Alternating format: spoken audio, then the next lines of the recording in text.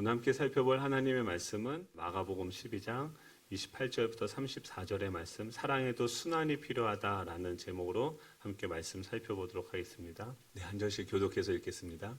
서기관 중 한 사람이 그들이 변론하는 것을 듣고 예수께서 잘 대답하신 줄을 알고 나와 묻되 모든 계명 중에 첫째가 무엇이니까?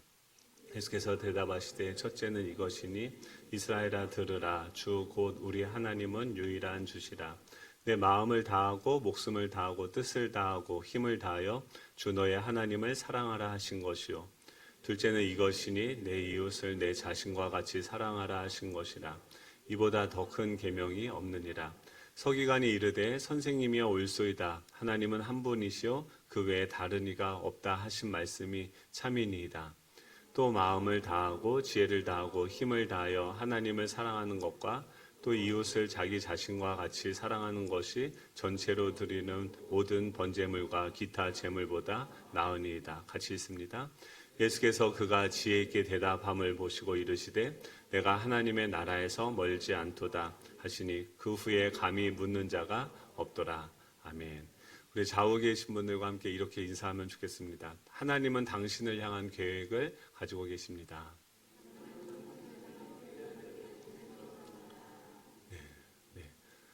제가 16살 때부터 고등학교 들어가면서 기독교 신앙의 모태신앙으로 태어났는데 기독교 신앙의 회의가 들었습니다. 교회를 보고 또 여러 가지 상황들을 보면서 회의가 들었고 하나님은 계시지 않다라고 스스로 결론을 내리고 또 불가지론이죠. 그러니까 하나님은 알 수 없다.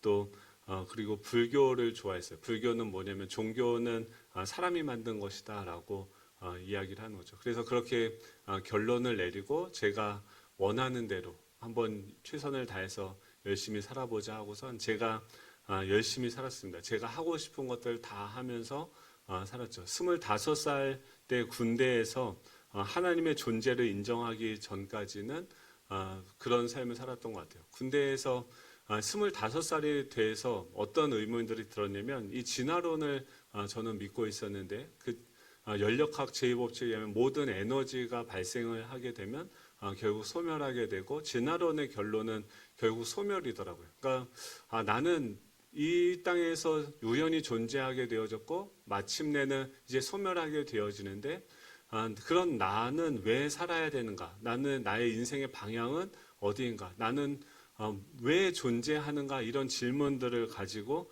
있었습니다. 그러다가 이제 군대에서 하나님이 존재한다, 하나님이 계시다라는 사실을 제가 결론으로 받아들이고 자의적으로 제대를 하고 나서 교회에 출석하기 시작했습니다. 그때 어떤 청년이 그러니까 아마 전도 훈련을 하는 그런 시간이었던 것 같아요. 그때 사형리를 이제 처음 접하게 되어졌는데 거기서 제 1문항이 그런 것이었습니다. 하나님은 당신을 향한 계획을 가지고 계십니다. 하나님은 당신을 사랑하시며 당신을 위한 특별한 계획을 가지고 계십니다라고 시작을 하는 거예요. 뭐 자연에도 자연의 법칙이 있듯이 영적인 세계에도 영적인 법칙이 있는데 하나님은 당신을 향한 계획을 가지고 계시고 하나님은 당신을 사랑하신다라는 그런 내용을 들은 거죠. 그리고 두 번째 원리는 뭐냐면 사람은 죄에 빠져서 하나님으로부터 끊어져 있기 때문에 하나님의 사랑과 계획을 경험할 수 없습니다. 세 번째 원리는 예수 그리스도만이 사람의 죄를 해결할 수 있는 하나님의 유일한 방법입니다.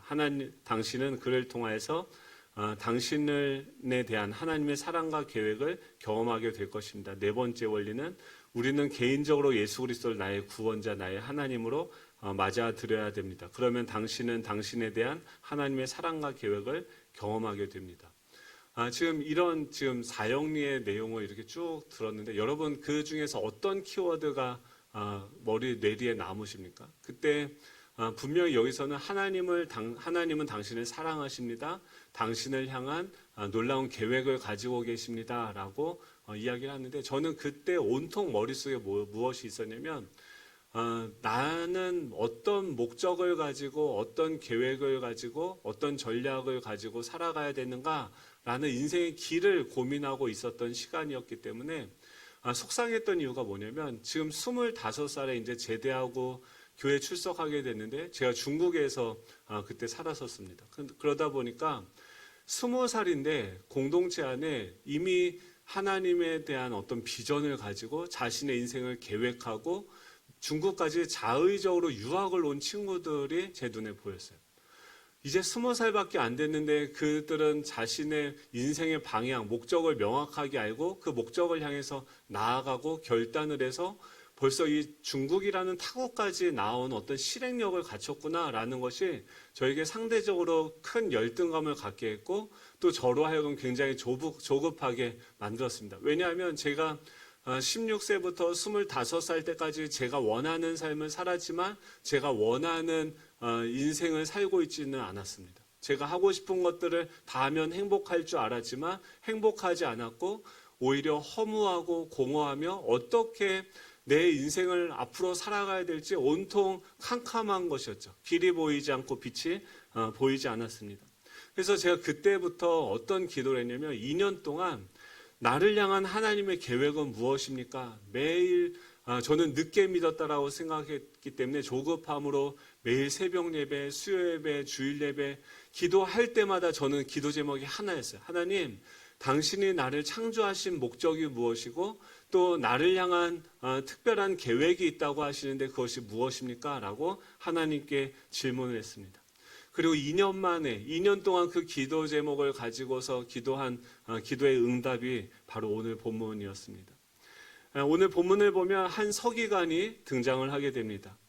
지난번에는 바리새인과 이 헤롯 당들이 예수님께 찾아와서 질문을 하죠. 표면적인 질문은 그거였어요. 세금에 관련된 질문을 하는 거죠. 그런데 그들의 속셈은 따로 있었습니다. 속셈은 무엇이냐면 지금 바리새인들은 유대인들을 등에 업고 이 종교적인 방식으로 정권을 이 로마로부터 정권을 다스리는 그 권한을 자신들이 부여받아서 종교적인 방식으로 그 나라를 다스리고 싶었던 것이고 그 당시에 그래서 유대인들은 세금을 내기 싫어했습니다. 로마에게 세금을 낸다는 것은 굉장히 굴욕적이었기 때문에 그것을 반대하는 입장이었죠. 또 그 당시에 이미 기득권자였었던 그 헤롯의 당들은 그 세금을 내야 된다라는 입장이었어요. 그들은 세금에 관련된 표면적으로 세금에 관련된 질문을 가지고 예수님께 나왔지만 그 내면에는 무엇입니까? 예수님을 그 정권 창출에 대한 그 위치로부터 박탈시키려고 하는 예수님을 힘들게 만들려고 하는 그런 의도가 있었던 것이죠. 그런데 그들 가운데서 지금 예수님이 그들 가운데 대답하시는 것을 보다가 지금 이 서기관 중에 한 사람이 너무 놀라운 거예요. 예수님이 그 복잡한 그 신학적인 문제들, 세금 문제들, 지금 그 안에 얽히설키 묶여 있었던 그 문제들에 대해서 너무 명쾌하게 해석을 하시고 또 예수님께서 그것에 대한 답을 주시는 것을 보면서 이분은 뭔가가 있는 분이다라고 생각하고 본인이 가지고 있었던 질문을 예수님께 드리는 것이 바로 오늘의 내용입니다.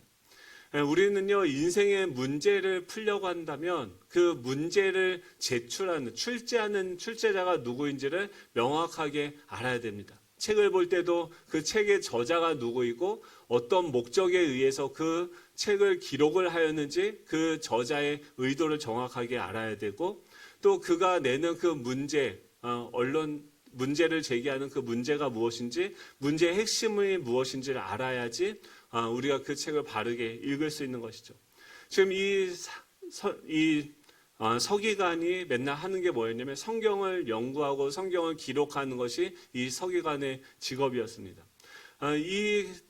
이 서기관은 질문이 뭐였냐면 지금 구약 성경에서 지금 구약 성경이 그 당시에는 그 당시의 성경은 구약 성경밖에 없죠. 모세오경 있고 역사서가 있고 시가서가 있고 선지서가 있는데 그 모세오경뿐만 아니라 성경 전체의 양도 많을 뿐더러 지금 그 당시에는 이 성경 외에도 사람들이 이 십계명에서 확대된 그 사람들의 유전을 첨가해서 수많은 규례들을 가지고 있었습니다. 그래서 그 600개가 넘는 유전을 만들었고 중요한 계명이 248개였었고 덜 중요한 것이 365개가 있었습니다. 그리고 그들 사이에서 어느 것이 중요한 것인지, 이 성경에서 중요한 내용이 무엇인지 끊임없는 논쟁이 있었던 것이죠. 그래서 이 서기관이 와서 예수님한테 물어보는 게 무엇이냐면, 서기관 중 한 사람이 그들이 변론하는 것을 듣고 예수께서 잘 대답하신 줄을 알고 나와 묻되 모든 계명 중에 첫째가 무엇이니까? 즉 이 성경, 구약 성경이 있는데 그렇게 수많은 말들이 있는데 그 중에서 성경의 핵심이 무엇입니까? 성경의 거품을 다 빼고 군더더기를 다 빼고 이 성경의 가장 핵심되고 중요한 것이 무엇인지 그 기둥, 아니 그 핵심을 우리에게 알려주십시오라고 이 서기관이 와서 예수님께 질문하는 것이죠. 그것에 대한 대답이 바로 오늘 본문의 말씀입니다. 29절부터 31절의 말씀인데 우리 같이 한번 읽어보도록 하겠습니다. 29절부터 31절입니다. 시작. 예수께서 대답하시되 첫째는 이것이니 이스라엘아 들으라. 주 곧 우리의 하나님은 유일한 주시라. 내 마음을 다하고 목숨을 다하고 뜻을 다하고 힘을 다하여 주 너의 하나님을 사랑하라 하신 것이요. 둘째는 이것이 내 이웃을 내 자신과 같이 사랑하라 하신 것이라. 이보다 더 큰 계명이 없느니라. 아멘.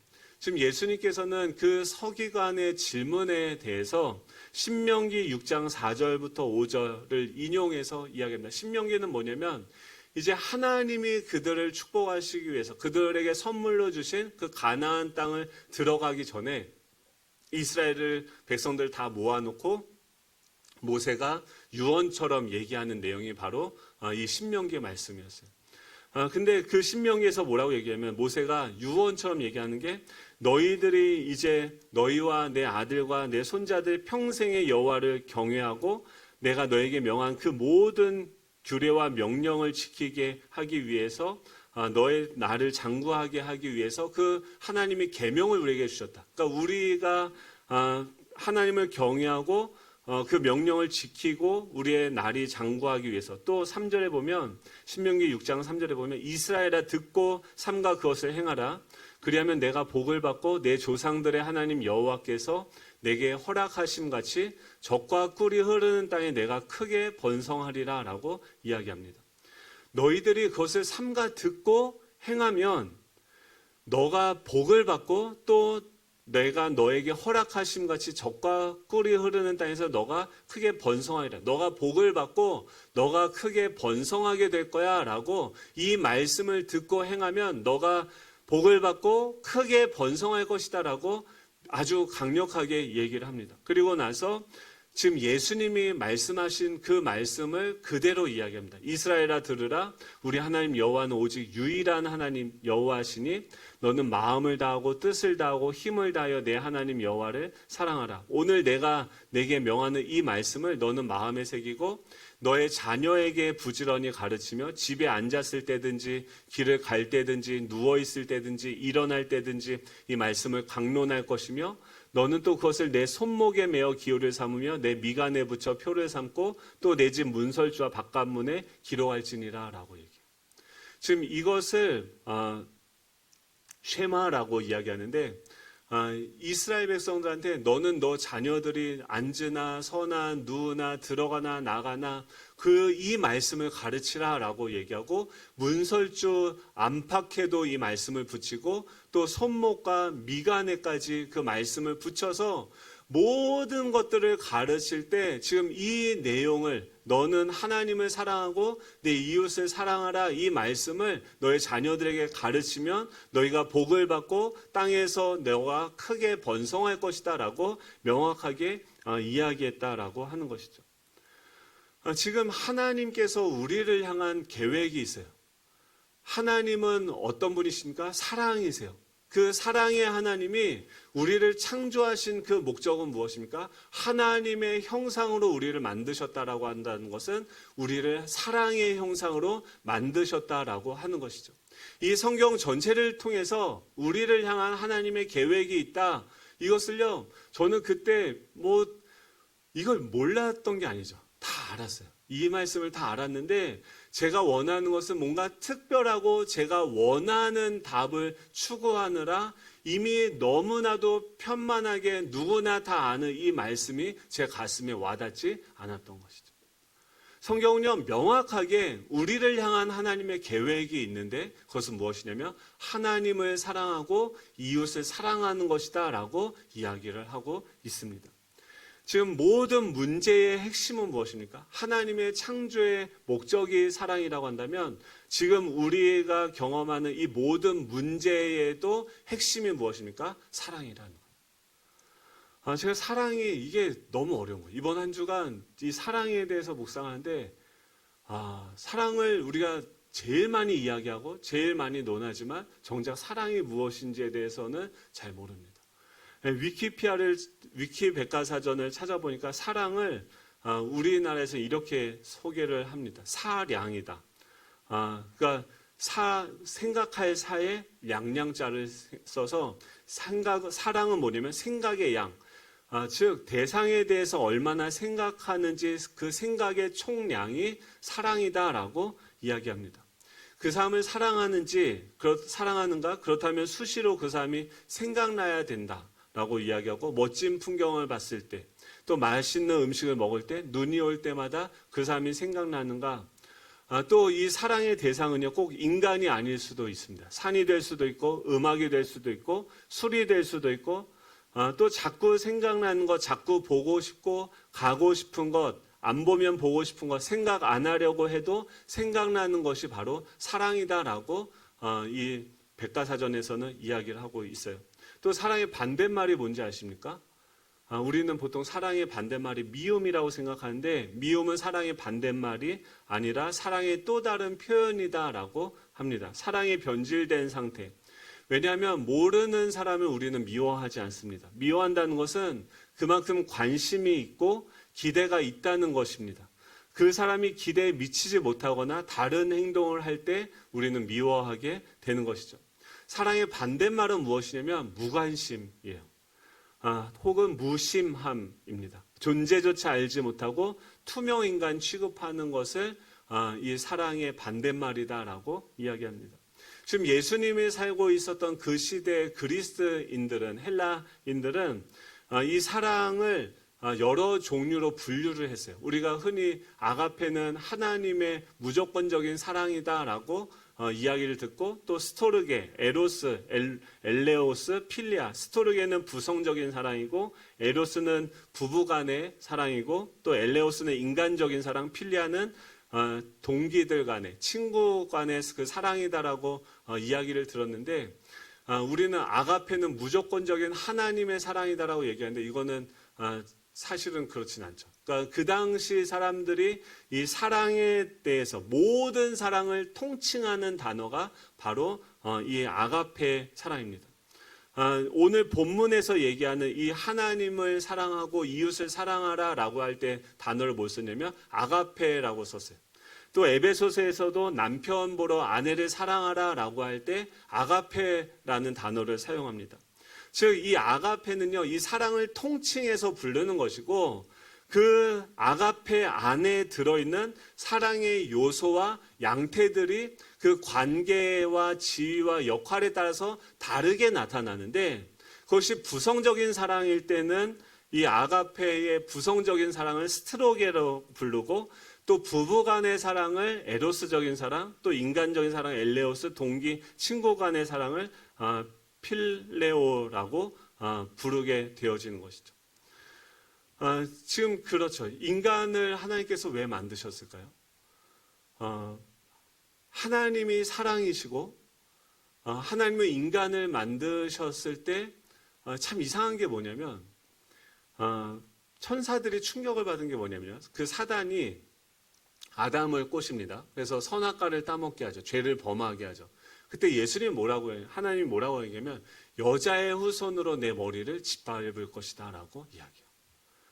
이게 천사들에게는 이해할 수 없는 개념이었어요. 왜냐하면 천사는요 시집가지도 않고 장가가지도 몰라요. 그러니까 부부간의 이 사랑, 에로스적인 사랑이 무엇인지도 모르고 그 에로스적인 사랑을 통해서 탄생하게 되어지는 이 스토르게, 부성적인 사랑이 뭔지도 모르는 거예요. 자녀를 낳는다라는 것이 뭔지도 모르는데 지금 하나님께서는 그것을 인간에게만 경험할 수 있도록 하셨다라고 하는 거죠.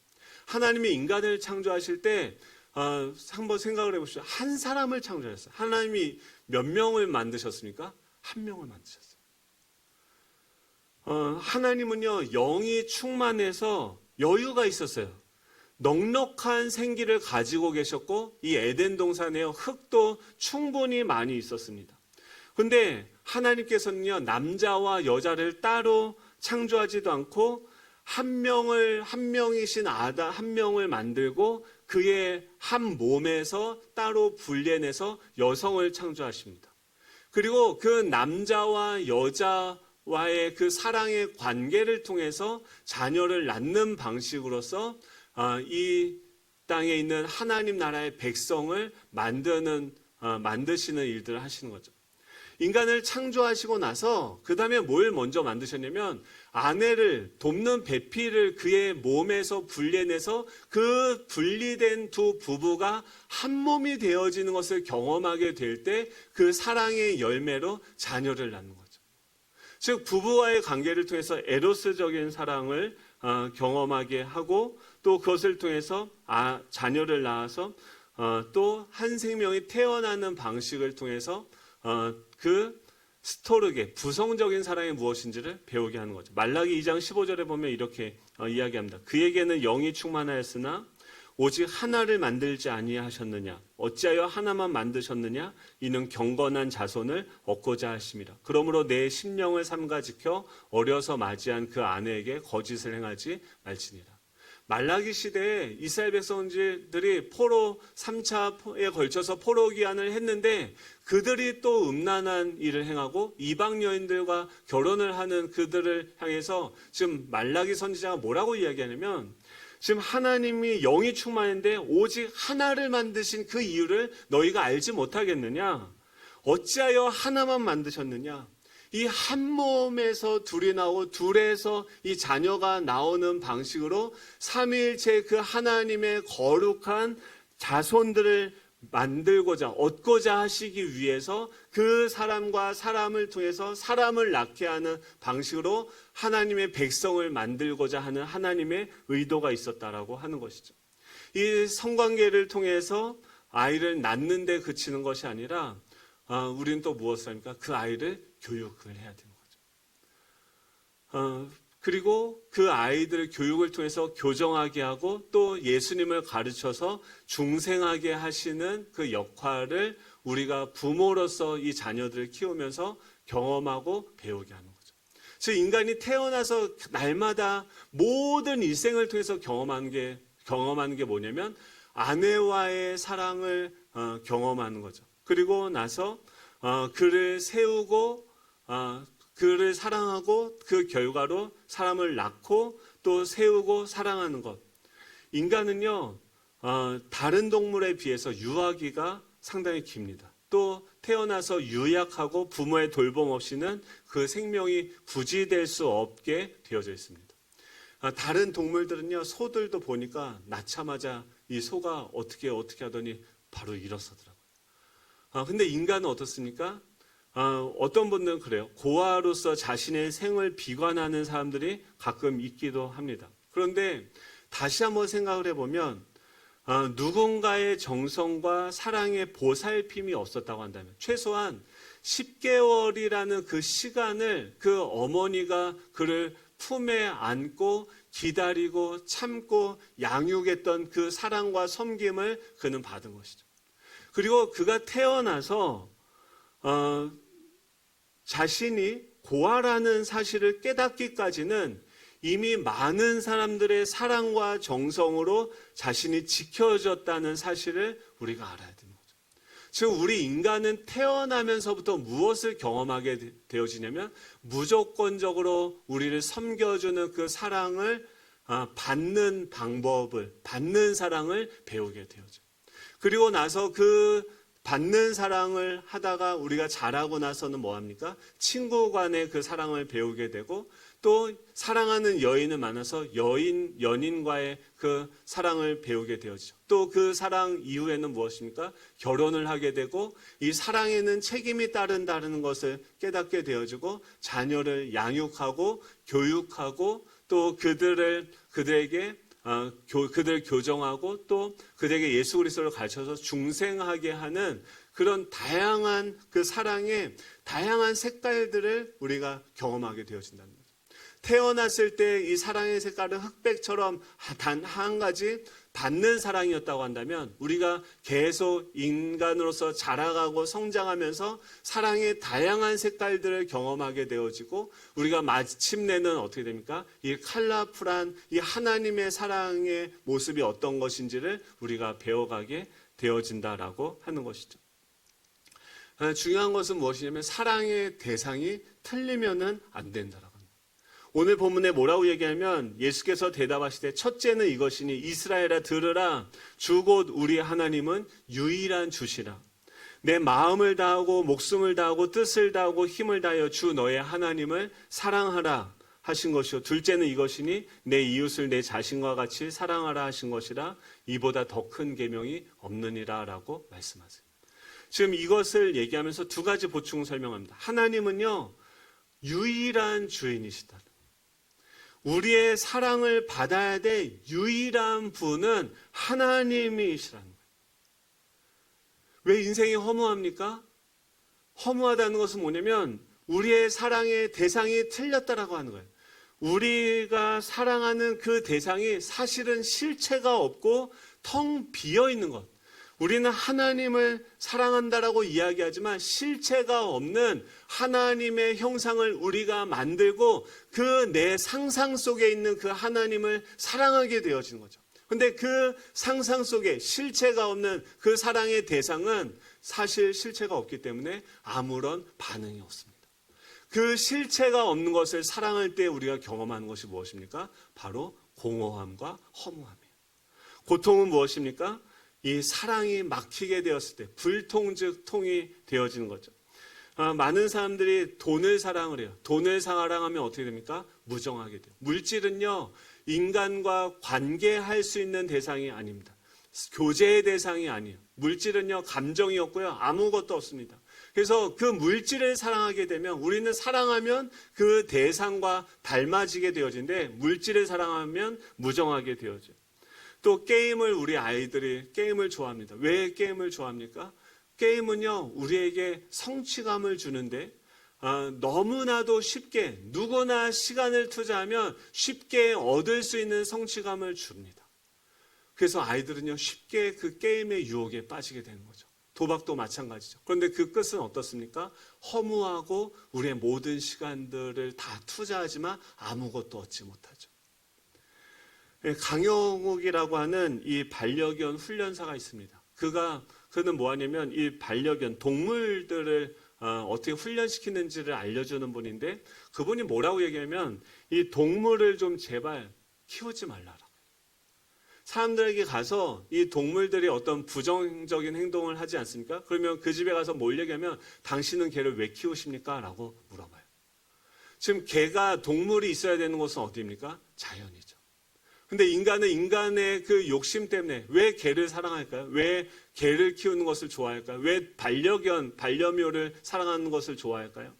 사람에 대해서 사랑하고 사람에 대해서 상처받고 사람에 대해서 사랑하는 것이 두려워서 이제 인간은 다른 무언가를 사랑할 그 대상을 찾게 되어진데 그것이 동물인 것이죠. 근데 이 동물을 왜 키우지 말라라고 이 사람이 얘기하면 왜 키우냐는 거예요. 정말 동물을 사랑해서 키우는 거냐? 한번 동물의 입장에서 생각을 해보라고 합니다. 동물이요, 와서 그 강아지가 하루 종일 집에서 8시간 동안 집주인은 나가서 일을 하고 8시간 동안 집에서 주인만 쇠가 빠지게 쳐다보고 있는 거예요. 그리고 끝나고 퇴근하고 집에 오면 어떻습니까? 5초, 10초 같이 놀아주고 끝. 제 삐삐를 키웁니다. 삐삐가요, 이분이 끈도 묶어서 키우지 말래요. 한번 생각해보세요. 여러분들의 목에 누가 끈을 묶어놓고 여러분들 집안에만 가두고 살아간다고 생각을 해보세요. 삐삐가요, 제가 음식을 줘요. 그러면은 제가 보는 데 앞에서는 이렇게 눈치를 보면서 막 먹습니다. 근데 자기가 맛있는 음식이 있고 맛없는 음식이 있을 거 아니에요. 근데 맛없는 음식을 줘도 이렇게 눈치 보면서 먹는 척을 해요.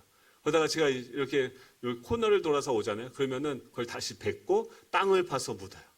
이번에 공구리를 쳐서 안 파요, 땅이. 그래서 얘가 난처해졌어요.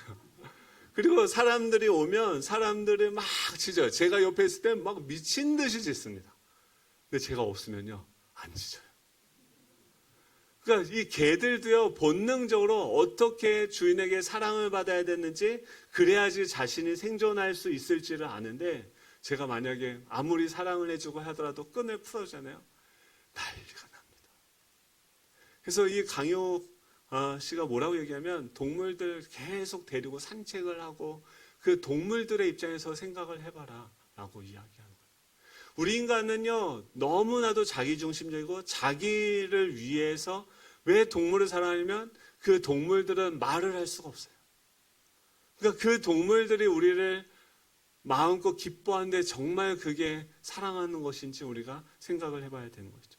지금 여기 성경에서 뭐라고 하냐면 사랑의 대상에 우선순위가 있다라고 이야기하는 거예요. 가장 먼저 우리가 사랑해야 되는 그 대상은 하나님이고, 하나님을 사랑하면 그 하나님은 어떤 분입니까? 하나님은 사랑이죠. 그 하나님이 하나님의 형상으로 인간을 창조했다는 것은 뭐예요? 인간을 사랑의 형상으로 만드셨다라고 하는 것이죠. 그렇기 때문에 이웃을 사랑하는 것, 이 사람들을 사랑하는 것은, 그 사람은 그 하나님의 형상이 담겨져 있는 그릇이고 하나님의 작품이기 때문에, 지금 그 사람들을 우리에게 이웃으로 주신다라고 하는 것은 우리로 하여금 이 사랑을 배우고 키우기 위한 다양한 문제풀이집으로 그 사람들을 우리에게 선물로 주신다는 거예요. 아담이 태어났을 때 하와라는 이 사랑의 문제풀이집을 주셨고, 그 문제를 풀어서 둘이 연합하니까 이 자녀를 주셨고, 이 가인과 아벨 얼마나 골치 아픕니까? 그 안에서 싸우고 지지고 볶고 여러 가지 일들이 일어나죠. 저희 아내도요, 저랑 결혼하기 전에는요, 완전 모범생이었기 때문에 자신이 천사인 줄 알았대요. 하나님이 자기 기도는 특별하게 들어주신다고 그랬어요. 제가 그래서 결혼하고 나서 보니까 천사는 아니에요. 1003 정도 돼요. 그래서 제가 아내한테 당신은 죄인이다. 그래서 제가 친절하게 계속 가르쳐줬어요. 근데 인정을 안 하다가 자녀를 낳았는데 그제서 어느 날 아내가 땅바닥에 쓰러져서 눈물을 이렇게 흘리면서 내가 죄인이야 뭐 이러더라고요. 그래서 제가 너무 고소해가지고 이제 알았냐고. 여러분, 우리는요, 아이를 낳으면은 당연히 그냥 부성적 사랑, 모성애가 있는 줄 알아요. 아내랑 결혼을 하면 아내를 당연히 사랑하는 줄 알아요. 그런데 사랑을 해보면 그것이 내 안에 없다라는 것을 깨닫죠. 가장 사랑한다라고 생각을 해서 결혼을 했는데 그 사랑의 대상인 내 아내조차도 사랑할 수 있는 사랑이 없다는 것을 깨닫게 됩니다. 자녀를 낳으면 나는 당연히 부모님으로부터 주는 사랑을 당연히 받았기 때문에 그 부모들이 누구나 다 부성애가 있고 모성애가 있는 것 같은데 애를 키워보니까 내 안에 그것이 존재하지 않는다라는 것을 우리는 깨닫게 되어지죠. 그러면서 우리는 생각하는 거예요. 사랑에 대해서. 어떻게 우리 부모님은 냉장고도 없고 세탁기가 없는데요, 애들을 어떻게 10명을 낳았을까요? 와, 이건 진짜 저희 5 식구 빨래하는 거 세탁기 있는데 그거 넣고 하는 것도 너무 힘들거든요. 근데 그걸 가지고 개울가루 와서 그것을 빨고 물을 또 떠와서 집에 날르고, 와, 이 사랑의 깊이와 넓이와 크기와 높이를 이 사도 바울은 또 하나님은 우리로 하여금 알게 하는 것이죠. 지금 우리는 알죠. 이것이 당연한 것 같지만 당연하지 않고, 아내를 사랑하기 위해서 또 우리 자신도 우리는 사랑하기가 너무나도 어렵죠. 우리 자신을 사랑하고 우리 이웃을 사랑하고 우리 자녀를 사랑하기 위해서 우리가 가장 우선적으로 사랑해야 되는 것이 무엇이냐면, 그 대상이 누구냐면 바로 하나님이다라고 하는 것이에요. 하나님을 알아갈 때 어떻게 하나님을 사랑합니까? 마음을 다하여서 사랑해야 된다. 진심으로 사랑해야 된다.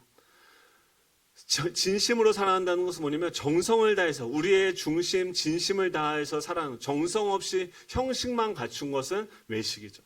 목숨을 다해서 사랑하라, 목숨을 푸시케라고 얘기합니다. 영을 다해서 사랑한다는 것은 사랑 때문에 죽을 수도 있는 그 사람의 자세로 사랑을 하라. 힘을 다해서 사랑하라 라고 하는 것은 뭐냐면 우리 각자에게 하나님께서 주시는 그 능력이 있는데 그 모든 능력을 사용해서 육체적인 힘이나 정신적인 능력이나 영적인 능력, 즉 모든 우리가 받은 그 은사들을 동원해서 하나님을 사랑하고 이웃을 사랑하는데 우리가 사용해야 된다라고 하는 것이죠.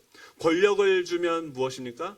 백성들을 사랑하라고 주시는 것이고, 재력을 왜 줍니까? 어려운 사람들을 사랑하라고 주시는 능력인 것이죠. 뜻을 다하여서 사랑하라. 나의 의지를 다해서 그 하나님을 사랑하라. 뜻을 다하고 마음을 다하고 목숨을 다하고 힘을 다해서 그 하나님을 사랑하라. 유일하신 우리의 사랑이신 그 하나님을 사랑하게 될 때, 그 사랑을 깨닫게 되어질 때 우리는 모든 상황 속에서 하나님은 어떻게 그럼 우리를 사랑하시나? 우리 자녀들을 어떻게 하면 사랑할 수 있을까? 하나님께 나아가서 하나님을 하나님이 왜 사랑해야 됩니까? 하나님을 왜 사랑하고 하나님 우리를 어떻게 사랑하셨습니까? 라는 것을 묻게 되어졌을 때 우리는 그 하나님이 사랑하신 나를 사랑할 수 있고 내 아내를 사랑할 수 있고 자녀를 사랑할 수 있고 우리 이웃을 사랑할 수 있게 되어진다라고 하는 것이죠. 우리의 사랑이 대상이요 틀리면 안 돼. 사랑의 우선순위가 바로 되어져야 이 우리의 삶의 질서가 세워진다라고 하는 것입니다. 사랑은 무엇입니까? 사랑은요 하고 싶은 것을 하는 것이 아니라 해야 하는 것을 하는 것이에요. 사랑은요 하고 싶은 것을 하는 것이 아니라 해야 하는 일을 하는 것이 사랑입니다. 사랑이 뭘까? 간순하더라고요. 제가 하고 싶은 것을 하면 우리 가족들 주변에 있는 사람들 힘들더라고요. 제가 해야 되는 일을 하니까 우리 가정이요 평화가 왔어요. 제가 지난주에 막 열심히 했다고 하지 않습니까? 막 열심히 했어요. 이번 주에도 열심히 했을까요? 안 했을까요? 여러분 저희 그렇게 보지 마십시오. 70% 정도 했어요. 그랬더니 아내가 또 막 거기서 아유 내가 그럴 줄 알았어. 이제 또 내가 열받아가지고 내가 한다 해 하면서 막 하면서도 뭐 하냐면 내가 했다는 그 알량한 것을 가지고 또 내 의의를 내세우고 나는 이렇게 했는데 당신은 또 왜 하나요? 막 눈에서 레이저가 나오는 거를 다시 하나님께 돌리느라고 엄청나게 힘든 한 주 보냈어요. 여러분 사랑은요 하고 싶은 것을 하는 게 아니라 해야 하는 일을 하는 것이죠. 누구를 사랑해야 됩니까? 간단해요. 누가복음 10장에 보면 선한 사마리아인이 나옵니다. 둘째는 이것이니 선한 사마리아 여인에서 통해서 얘기하는 것이 무엇입니까? 나의 도움이 필요한 사람이 누구입니까? 우리가 사랑해야 되는 대상인 거예요. 종교인들, 제사장들, 레위인들 그 사람을 보고 그냥 다 지나갑니다. 나 하나님 사랑합니다. 말로는 다 하는데 제사장이라고 예배는 열심히 드리는데 레위인들 예배를 맨날 섬기는데 나의 도움이 필요한 그 사람을 보고 그냥 지나가요. 하나님의 형상이 쓰러져 있는데 도움이 필요한데 그냥 지나가요. 근데 사마리아인은 어떻습니까? 그에게 가서 돕고 사랑합니다. 여러분 전도하는 것만이 사랑하는 게 아닙니다. 그 사람들에게 볼지어다 내가 너에게 분부한 모든 것을 가르쳐 지키게.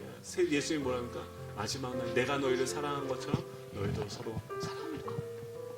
여러분 우리 좌우에 계신 분들 한번 쳐다보면 좋겠어요. 오늘 축복송 할 텐데 그대를 만난 건 주님의 축복이죠. 지금 이거를요 2004년도에 좋은 이웃이라고 하는 CCM 가수들이 부른 곡이에요. 근데 그들이요 시각장애예요. 제가 전에 있었던 교회에 그분들이 와서 이 특송을 하는데 이렇게 나와서 특송을 합니다. 그리고 뭐라고 했냐면 그대를 만난 건 주님의 축복이죠. 그대의 사랑의 샘이